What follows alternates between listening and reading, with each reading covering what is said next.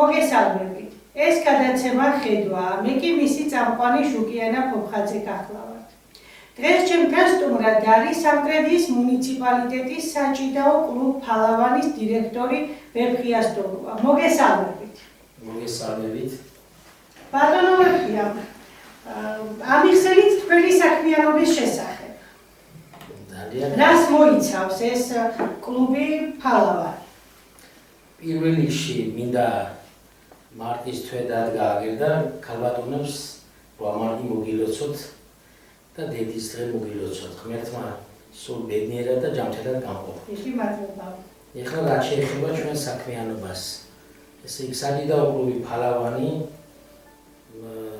დაარსებული არის 2014 წლიდან და მასში გაერთიანებული არის 5 ჭიდაობის სახეობა. ბერძნულ-რომაული, თავისუფალი, ძიუდო, სამბო და ქართული ჭიდაობა. ანუ ეს 5 ჭიდაობის სახეობა ერთად არის თავმოყრილი და საკმაოდ დაარსებიდან ჩვენ მოჭიდავეებს ყოველთვის თავიდან დიდი შედეგი და წარმატებები ჰქონდა, მაგრამ განსაკუთრებით უკვე ცალკე რო გამოეყო მეტი ყურადღება არის, მეტი ის არის რა ქვია, პირადად ჭიდაობის უშუალო სახეობაზე კონცენტრაცია ხდება მეტი და რა ვიცი, ყველანაირად შეწყობა გვაქვს, ხარდაჭერა გვაქვს და წარმატებებიც უფრო არის და რა თქმა უნდა მედი მაქვს რომ უკეთესად იქნება კიდევ. დაიწყო ჭიდაობით თქვენი დაინტერესება, რა ასაკში დაგაინტერესებთ და რა მიღწევები გქონდათ, ამაზე რო გესაუბროთ. კი ბატონო, ესე იგი, რაც შეეხება ზოგადად ვიტყვი, მე სპორტში თავიდანვე ვიყავი დაინტერესებული. ბავშვობიდან ვიყავი ჩართული, მაგრამ უშუალოდ ჭიდაობა ცოტათი მოგვიანებით ჩავერთე ამ სახეობაში. იქ ჩვენთან სოფელში გაიხსნა საჭიდაო ის რა ქვია დარბაზი და იქედან ავიდგი ფეხი მოიტყვიან. შემდეგ ნელ-ნელა დროთა განმავლობაში ვითარდებოდი. რა ვიცი, მე თბილისში მომიწია გადასვლა და თქმა უნდა უნივერსიტეტში რო ჩავაბარე და იქ გავაგრძელე.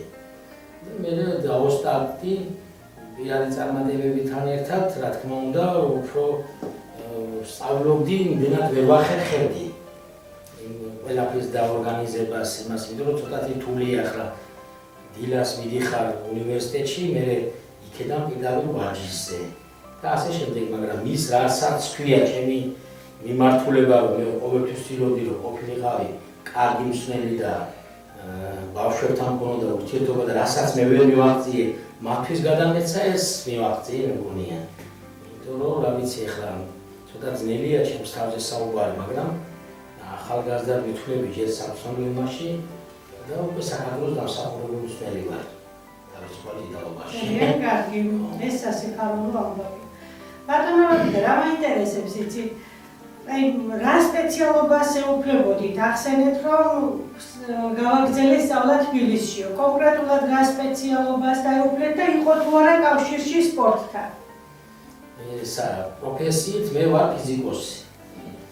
ბავშვობიდანვე ვიყავი ტექნიკურ საგნებში გამორჩეული, უფრო მქონდა ისე რა ნიჭი მაგის. მერე ჩემი პედაგოგებმაც ძალიან ბევრი იშრომეს, რომ მე მაგ-4-ით წავყოლოდი და ჩავაბარე თბილისში ივანე ჯავახიშვილის სახელობის სახელმწიფო უნივერსიტეტის ფიზიკის ფაკულტეტზე. თუ გიმუშავიათ სპეციალობით? ესე გეტყვით ახლა 4 წელი დავამთავრე ბაკალავრიატი, მე მაგისტრატურაში 2 წელი გავაგრძელე და მე ცოტა ხანი ვიყავი იქ უკვე ასპირანტურაში, მაგრამ ის რა ქვია უკვე აქეთ ჭიდაობა გადამძალა. და რაღაცნაირად ხო შევეშვი ის რა ქვია იმ 4-ით მიმართულებას, უფრო რაღაცა ჭიდაობაში დავინახე ის, რომელიც ჩემს სულში იჯდა. ოჯახში მარტო თქვენ იყავით ამ სფეროთი დაინტერესებული თუ კიდევ იყვნენ ჭიდაობით დაინტერესებულები? კი, ჭიდაობაში სხვათა შორის ჩემი ძმა არის კიდევ, რომელიც სახელი და გვარი ლაშა სტოლუა, რომელიც ჩემთან ერთად ახლა ერთად ვართ აქ საჭიდაო დარბაზში, ერთად ვასწავლით და საკმაოდ წარმატებული იყო თავის პერიოდში, როდესაც ასპარეზობდა და რა თქმა უნდა ერთმანეთს ვიმაშრობოდით, რა ქვია, სტიმულს ვაძლევდით და იმედს იმისი, რომ ამ სფეროში ჩვენ ბევრ რამეს მივახცევდით და მანაც ამ სამწუხარო კარიერაში მე თუ რაიმე წარმატება მაქვს მიღწეული, უდიდესი 8 წელი და ის შრომა ჩემს ზღვასაც აქვს ჩემთან ერთად ჩადებული. ერთად ვინაწილებთ ამ წარმატებას, რაც ჩვენ მოსწავლეები ვყავს აღზრდილი და დავით მე წარმატებად მიმაჩნია მაინც. შეიძლება ჩემზე მეტიც არის და რა თქმა უნდა არიან და ჩემზე ნაკლებიც, მაგრამ რაც არის ამ ეტაპზე და კიდევ შეჩერებას არ ვაპირებთ. ძალიან საინტერესო. ხომ არ გიშლიდათ ან თუ გეხმარებოდათ თქვენი სპეციალობა ჭიდაობაში, იმიტომ რომ ხშირად მსმენია, რომ ტექნიკური გათვლები არის ძალიან მნიშვნელოვანი ყველაფერში, მათ შორის ჭიდაობაში და აი ეს თქვენთვის ხელისშემშლელი იყო თუ პირიქით გეხმარებოდათ? სიმართლე გითხრა, იმიტომ რომ ბოდიში კითხვას დავაზუსტებ, აი გონებრივად ხო გჭირდებოდა დაფიქრება რაღაც წამებში ან წუთების განმავლობაში და ეს ხელს გიშლიდა თუ პირიქით წინასწარ გქონდათ გათვლილი, რის შემდეგ და როგორი სიზუსტით გააკეთებდით? ეხლა რა თქმა უნდა, ბევრი რაღაცა შეიძლება რომ დავაკავშირო ჩვენ ერთმანეთთან. ეხლა ფიზიკა და მათემატიკა რა თქმა უნდა აბსოლუტურად განსხვავდება იმ მიდგომით, რომ ის სხვა ის არის რა ქვია, აბსოლუტურად და სპორტი სხვა არის, მაგრამ რაღაცა კავშირი მაინც არის და აი ერთ-ერთი ყველაზე უმნიშვნელოვანესი რაც შეიძლება გამოვყო ეს არის აუცილებლად იქაც შრომა ჭირდება უზომოდ და თავდადებით და აუცილებლად აქაც შრომა ჭირდება. ეს ორი განუყოფელი კომპონენტია, რომელიც მე ვიტყოდი, რომ ვერც იქ იქნება წარმატებული. თქვენ რა თქმა უნდა მე ვიცი, რომ მათემატიკის სპეციალისტი ბრძანდებით და თუ იქ არის შრომა და თან ფუნდამენტურად არის შრომა. თავიდან დაწყებული რო იტყვიან ბოლომდე უნდა იშრომო ნებისყოფა და გაგაშთეს რა თქმა უნდა შრომაში და ანალოგიურად ხდება ჭიდაობაში. იქაც ჯერ იწყებ ნელ და თავიდან ილეთებს სწავლობ, მე უფრო გაზრიელდები, მე უკვე კომბინაციები არის, მე ჭიდაობები არის და ასე შემდეგ და ორივე სფეროში ხდება დიდი შრომა, დაუღალავი შრომა და მე ამ კავშირს ხედავ. რა თქმა უნდა კიდე არის იქ უამრავი იქ ისეთი რაღაცეებია, აი რომ მაგალითად ილეთს როცა ასწავლი ხო, აი იქ არის როგორ უნდა იმოქმედო მასზე რომ მაგალითად ძალის მოგება წარმოუხო ხდები ხა. შესაძლებელია რომ ვიცი ჩვენ ძალის მომენტი ხომ ხალი და ფიზიკა ხამი და უშუალოდ დაკანე. მაგრამ შეგიხსენებოს კოლეგა ასე ვიტყოდი ხო? იქაც სად უნდა მოკიდო ხელი რომ უფრო იოლად წააქციო ადამიანი. ხო ხდებით ამას არ მნიშვნელობა. და სად არა, იმიტომ ძალა შესაძლებელია ერთდაიმავე ძალით ისე მიმოქმედო მოწინააღმდეგეზე რომ უფრო მეტი დაგვითვალა წარმოო ვიდრე მაგალითად შეიძლება უზომო ძალა დავხატო და ვერაფერი ვერ იგზნოს მოწინააღმდეგე. არ კავშირი არის რა თქმა, მაგრამ ისე ხმა არა როგორც ახლა ხდებით ფიზიკა და მათემატიკა. აი ბავშვობაში რაზე ოცნებობდით? ვინ გინდოდათ რომ ყოფილიყავით? ხო ესე იგი ახლა მაგ თემას მინდა შევეხო. ბავშვობიდან რო გითხრა სიმართლე ერთი ოცნება რაღაც ასეთი არ გამაჩნდა. ეხლა პატარა რო ვიყავი, თავიდან თითქოს მეცნიერი მუშაკი იყო. თან უფროსი თაობის ხალხი მირჩევდა რომ აი შენ ეს მერე დრო შეიცვალა, ხან საუკეთესო სპორტსმენი მინდოდა გამოსულიყავი. მერე კიდევ შეიცვალა, მერე მათემატიკოსი მინდოდა და ყოფილიყავი. ხო და რაღაც ასე ცვლილებაში საბოლოო ჯამში რაღაცნაირად დავრეგულდი და რაცავარი. ხო ერთი ოცნება უშუალოდ ასე კონკრეტული არ იყო. საყვარელი სპორტსმენი თუ გყავდათ? ხა საყვარელი სპორტსმენი რაც ქვია არ იყო. ჩემთვის მაგალითად უშუალოდ ლეგენდარული აც გარდაცვლილი ლევან თედიაშვილი იყო, რომელიც ყველაზე ტიტულოვანი რჩება დღესაც კიდევ საქართველოს ისტორიაში. და რა თქმა უნდა მისი ჭიდაობებს ხშირად უყურებდით, ვარჩევდით და ეს იყო ენერგიის და სტიმულის მომცემი და იყო. რა თქმა უნდა მასთან ერთად ცხოვრების, მაგრამ განსაკუთრებულად მაგი იყო ჩვენთვის ვიტყვიან აი ის კუმირი, ისთვისაც მე ჩვენ დავინტერესდით და რაღაცნაირად მინდოდა რომ ამ სპორტში ჩავთვლილიყავით. თუ გახსოვთ პირველად როდის დაინტერესდით სპორტით, ვისთან მიხვედით პირველად, ვინ იყო თქვენი მწვრთნელი? ვახსენე, რომ თავიდან ბავშვობიდან ჭიდაობაში არ ვიყავი ჩართული. რა თქმა უნდა, ისეთი ძალოსნური მათი ვარჯიშობდი. დავდიოდი ძალოსნობაზე და სხვადასხვა ნაირად ვარჯიშობდით, მაგრამ იქ მე ვახსენე, რომ იქ ჩვენთან გაიხსნა სოფელში საკიდაო დარბაზი და იქ წყინვალე პიროვნება, ის რა ქვია, ნოე გიორგაძე, რომელმაც არა მარტო ის რა ქვია ჭიდაობა გვასწავლა, ანიბალი, რომელიც შეგვაყვარა ზოგადად ეს სპორტი და ისეთი მიმართულება მოგვცა, რომ აი სულიერადაც წდებოდა, რომ შეყვარებოდა. ის არ არის მარტო აი რომ ბავშვს აუხსნა ილეთი და იმის იქეთ არა.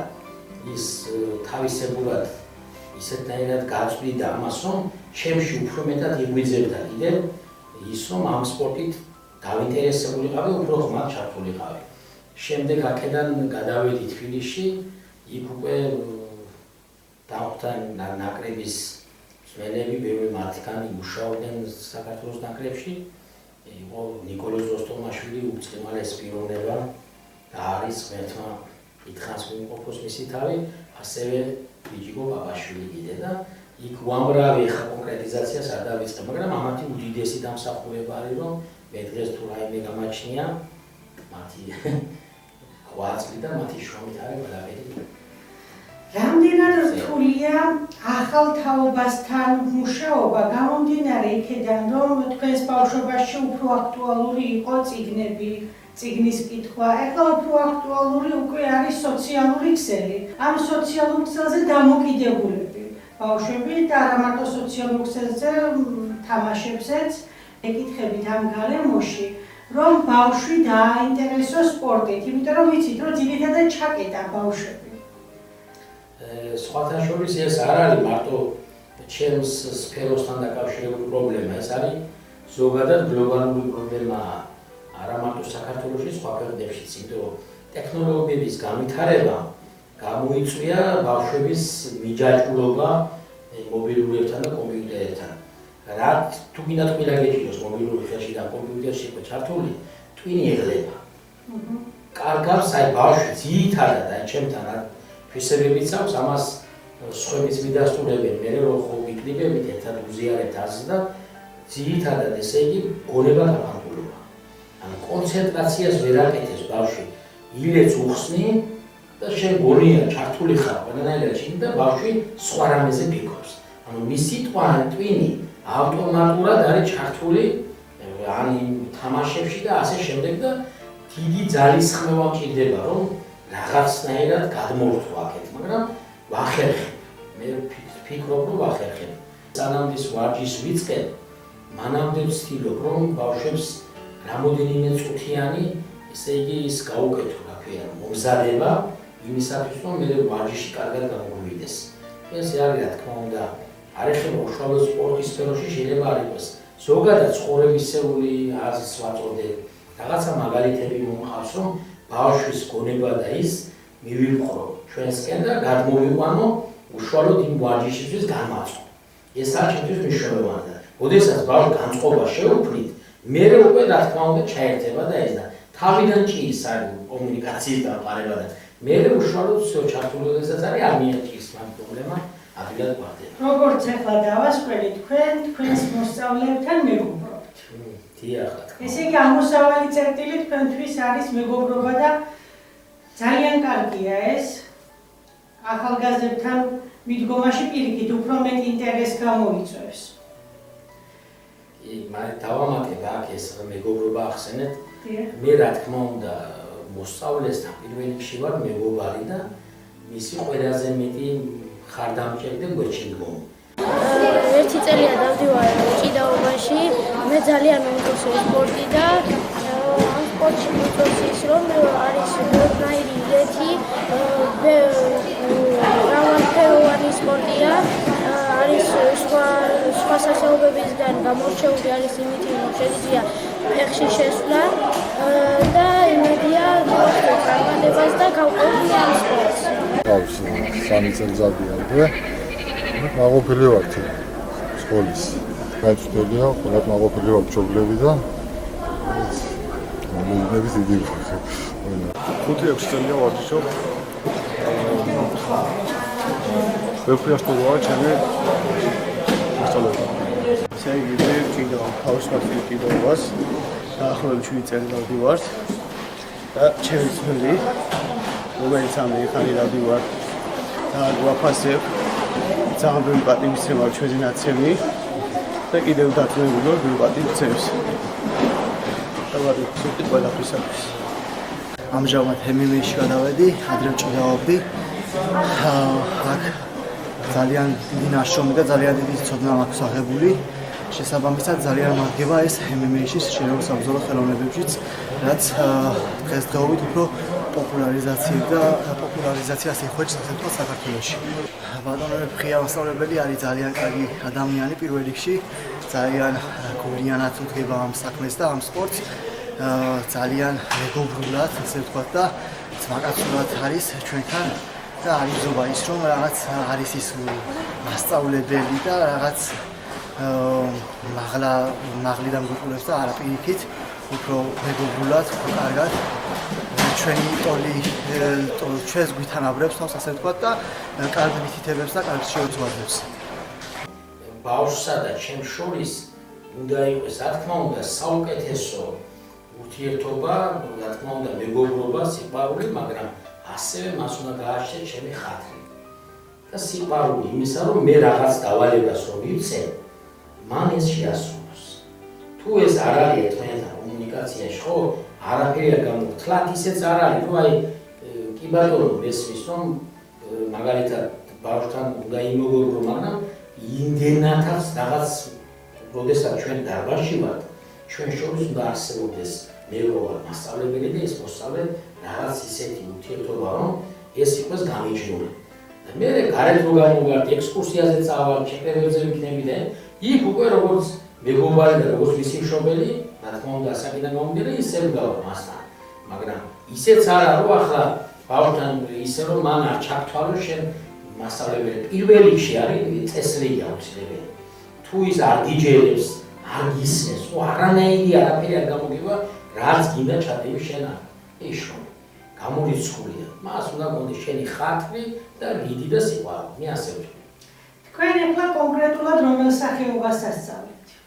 მე კონკრეტულად თავისუფალი სტილში დავაბარ. რამდენად ხშირია ტრამვები თქვენთან? ეხლა ზოგადად სპორტი ახლა რო ავიღოთ, ხო, ყველა სპორტის სახეობაში ტრამვა არის.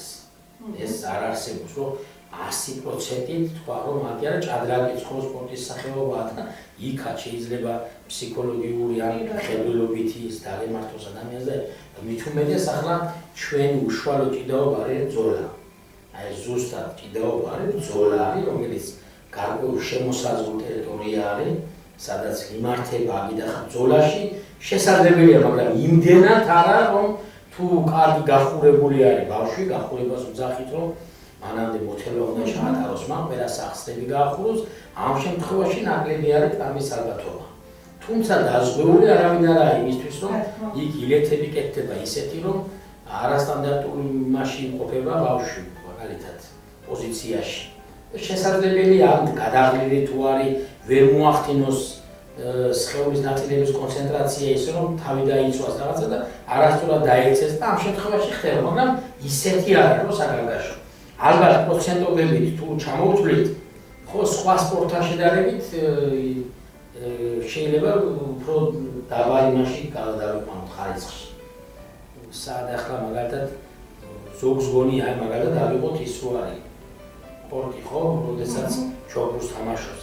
იქ უამრავია პროცენტულად პირველ ადგილზე ხო ჩვენ გონია რომ თითქოს არაფერი, მაგრამ ისეთი მოძრაობებია იქ ადამიანი ამას რეგულირებს. თუმცა ჩვენთანაც არის, მაგრამ იმდენად არა. ალბათ მირაბლანიშვილის და ილია ტოპურიას ბრძოლებს უყურებდით. მე როგორც არაპროფესიონალი გეტყვით, რომ დავასკვენი, რომ მათ დაეხმარათ ჭიდაობის ელემენტები. თქვენ როგორ თვლით? თუ ადამიანს უნდა რომ გააგრძელოს კარიერა თუნდაც შერეულ ურთაბრძოლებში, აი ამისთვის საჭიროა თუ არა ჭიდაობა? ხშირად არის ხაზგასმა ხოლმე სოციალურ ქსელში იმასთან დაკავშირებით, რომ თავარია კონდეს ძალა.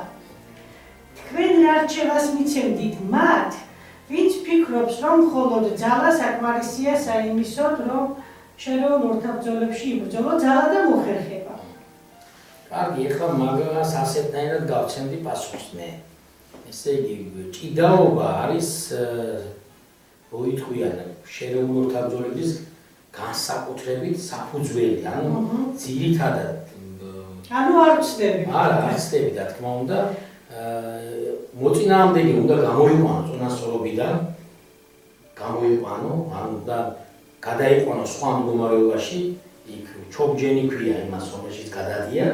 და შემდეგ იქ არის მტკივნეულები, ასე შემდეგ დარტყმა არ არის მარტო იქ შეიძლება მტკივნეულითაც და იმასთან გამოიყვანოს წყობიდან და აქ ყველაზე მეტად უპირატესობა აქვს მოჭიდავეს. ეხლა სხვა სპორტის სახეობაც რა თქმა უნდა იქ ბრძოლები მიდის, კრივი ჭირდება, მას გაუცილებლად შეიძლება რომ დარტყმები არის და ასე შემდეგ და ფიზიკური ძალაც ჭირდება გამძლეობა, მაგრამ მოჭიდავე არის რომ იტყვიან ხერხემალი ამ ყველაფრის. იმიტომ რომ მოჭიდავეს ის გამძლეობა, ადამიანის წონასწორობიდან გამოყვანა, მერე მტკივნეულებზე გადასვლა და ასე შემდეგ ბუნებრივად უკვე ვარჯიშის შემდეგ ჩვენ ამას გავდივართ. ფიზიკური ძალაც ეხლა მოჭიდავე მთელი მისი ვარჯიშის პერიოდში მოწინააღმდეგეს ებრძვის, ხო, ბრძოლა იქაც და ამიტომ მე ვიტყოდი რომ აუცილებელიც არის კიდევ ეხლა კი არ ვუკეთებ ისე რომ მაგრამ თუ ვისაც საფუძველი აქვს ჭიდაობა ჩადებული ის უფრო წარმატებული არის სპორტის სახეობაში. და ჩვენთან აქ ბავშვები დადიან, რომელთაც აქვს ინტერესი, რომ ასე და ძალიან ბევრი ელექტროს ვასწავლე, რომელიც გამოადგება და წარმატებასაც მიაღწიეს, ხოთაშორის ყავს ასეთი მოსწავლეებიც, რომლებიც მასე საფუძვლად ჭიდაობა დაიბერეს და მერე გადავიდნენ იმ სპორტის სახეობაში. როდესაც თქვენი მოსწავლე ჭიდაობს, აი რამდენად გამოდიხართ წყობიდან, რამდენად ხართ ემოციურად და თან ისიც მაინტერესებს მარცხის დროს. გითქვიათ თუ არა მოსწავლისთვის საყვედური, ან თუნდაც უხეშად, აი თქვენ როგორ გამოხატავთ ამ ყველაფერს? ესე იგი, იმისათვის რომ გახდეთ მწვრთნელი, ძალიან ბევრი შრომა საჭირო. მე არ ვიცი ეხლა ქართულ ლექსიკონში თუ არსებობს სხვა სიტყვა ისეთი, სადაც 6 თანხმოვანი ერთმანეთის თანმიმდევრობით დგას. მწვრთნელი სიტყვა თუ კავშირგან ჩვენ 6 თანხმოვანი დგას ერთმანეთის გვერდით. ეხლა რა კავშირშია ეს იმასთან, ამას ახლა აქვს. ჩვენ ოდითგანვე ქართველები რთულად გამოსახავთ პროფესიას, რა თქმა უნდა, რთულად საქმიანობას უთავსებთ. და მე დარწმუნებული ვარ, რომ მწვრთნელიც ამიტომ ქვია, რომ უნდა გაწყვნა, ნებისყოფა უნდა გაგაშთეს. ბოლოს და ეს ნებისყოფა ყოველთვისაც არის. ეხლა განცდა არ აგვაქვს და ნერვები არ აგვაქვს იმისა, რომ ჩემი მოსწავლე წააგებს და მე არ ნერვიულობ, მაგე არ არსებობს. წააგებს შენი მოსწავლე და მე არ გაგავს განცდა. თუმცა ეს ახალბედა რო ვიყავი, მაშინ ძალიან გავიციდი და ფიქრობდი, რომ ჩემი აქედან ყვირილით ან რაღაც ემოციის გამოხატვით მე იქ რამე შევწვიდი. მაგრამ ესე არა, უკვე მე ასაკი რო გადის, თავისთავად ვხვდები, რომ არა, იქ სადაც ჩვენ უნდა ვიმუშაოთ დარბაზში და იმუშაოთ აკეთო ის საქმე და იქ უკვე სხვანაირ დონეზე უნდა იყო აწყობილი ბავშვთან. იქ შეძახილი უნდა მცირედი და მან თვითონ უნდა იაქტიუროს და ესე იგი ძირითადად რჩევების და ზოგადად ხო ახლა რა ვიცი, ახალბედა როცა ვიყავი, ალბათ მაქვს ისეთი ქონდა რომ ნერვიულობდი, გამისტიდი და რაღაცა და ეხლა უკვე ნებისყოფას გამაჩნია იმისი, რომ ასეთ რაღაცებს გავუძლო და არ მიმაქვს იმდენად გულთან. ვიცი რომ მე შრომა საშრომი მაქვს, რა პრობლემებია იმ შეხვედრის შემდეგ ვაანალიზებ ბავშვთან ერთად და უფრო ასეთნაირად მუშაობ, ვიდრე რაღაცა ყვირილი და ჭუბი და ასე შემდეგ. ახლა უნდა შევეხო ერთ საინტერესო თემას. თქვენ გარდა ჭიდაობისა და გარდა ტექნიკური საგნებისა გიზიდავთ მწერლობა, განსაკუთრებით პოეზია. რა ასაკში დაინტერესდით პოეზიით და ვინ არის თქვენთვის საყვარელი პოეტი? ეხლა რო გითხრათ, რომ ესე იგი ბავშვობიდან წიგნებში ვიყავი და პოეზიის კითხვით ვიყავი თუ არა.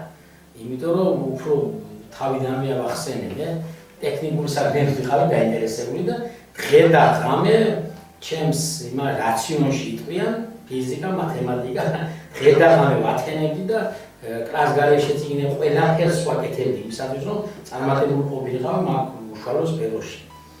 და უფრო ვიტყოდი რომ სტუდენტი რო გავხდი შემდეგ, იმიტომ რომ რა არის არ არის განათლება, არ არის ესე ვიწრო პროფილი, ხო ხდებით რომ შენ მარტო ახლა ან ერთი რაღაცა სპეციალობა იცოდე და ამაში არა, ჩვენ ამ ცხოვრების საზოგადოების ნაწილი ვართ.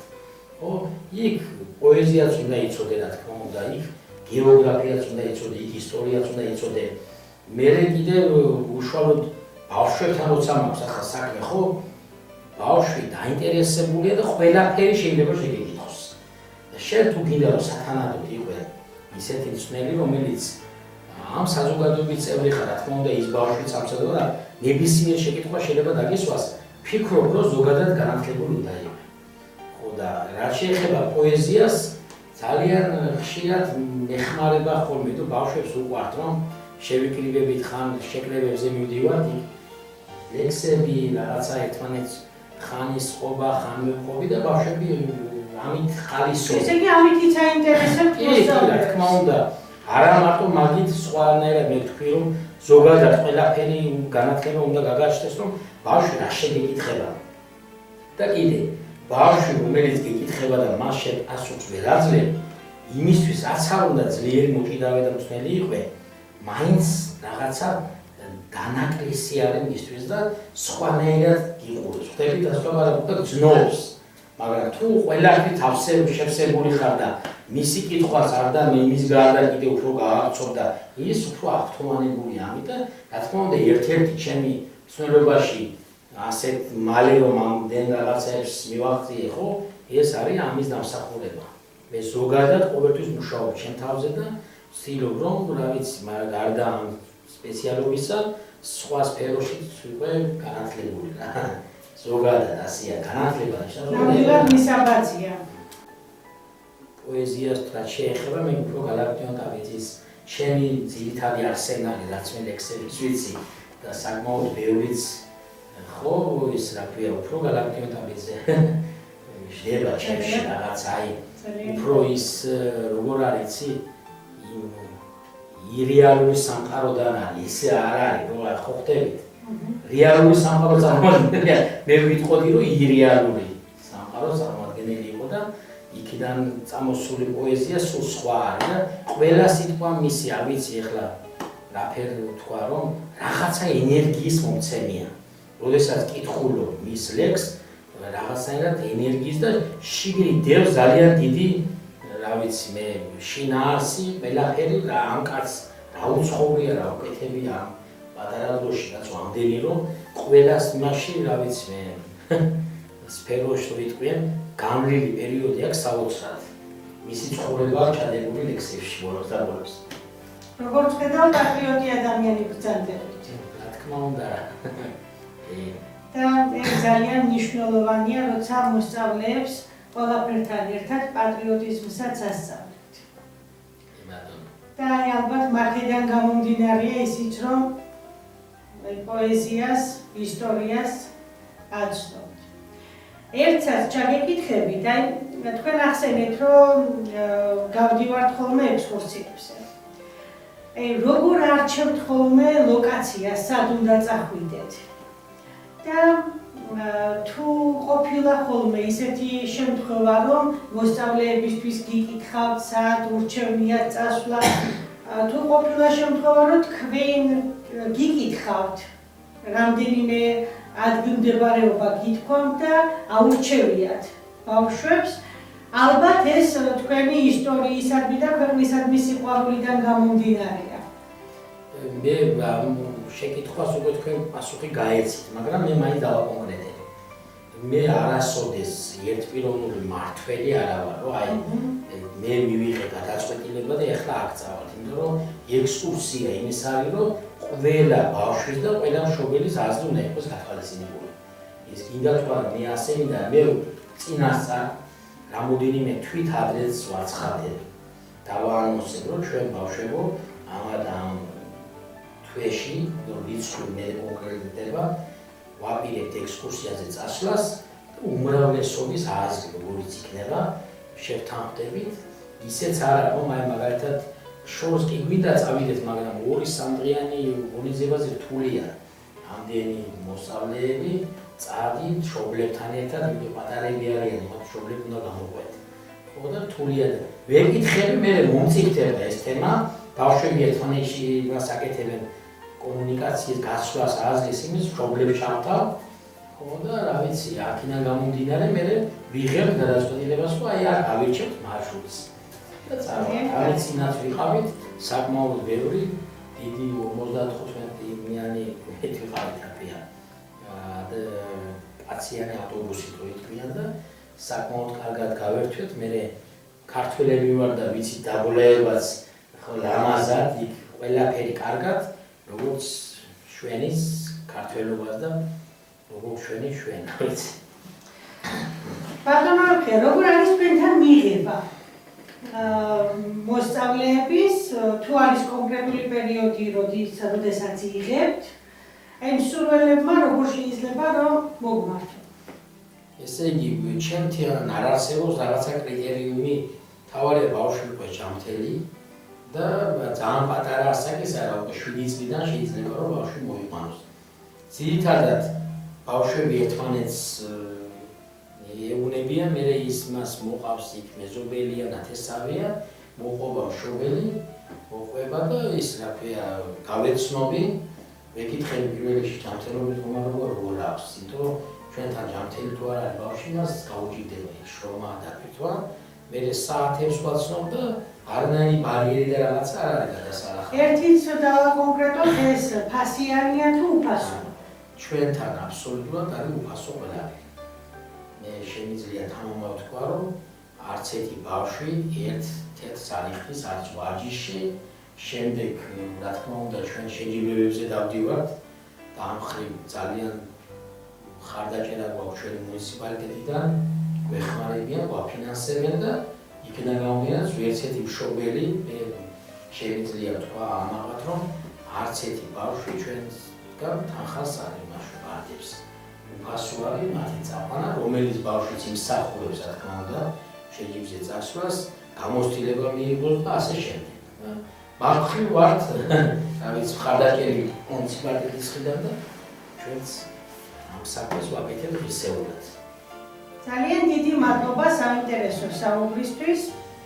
წარმატებებს გისურვებთ, რომ კიდევ ბევრი თაობა გეზარდოთ და მჯერა რომ თქვენს ისტორიას წერთ.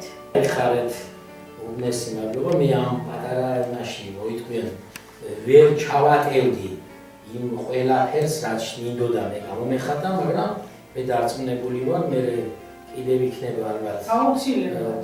შეიძლება სფერო შეიცვალოს ან სხვა კუთხით თქვენთან ისა და მე კიდევ გამოვხატავ, რაც ვერ ჩავატიეთ ახლა ამ მცირე იმაში. აუცილებლად მე დაგპირდებით აქვე, რომ აუცილებლად გავაკეთებთ თქვენს დარბაზში ვიდეორგოლს. დიდი მადლობა. მადლობას გიხდით, კარგად იყავით.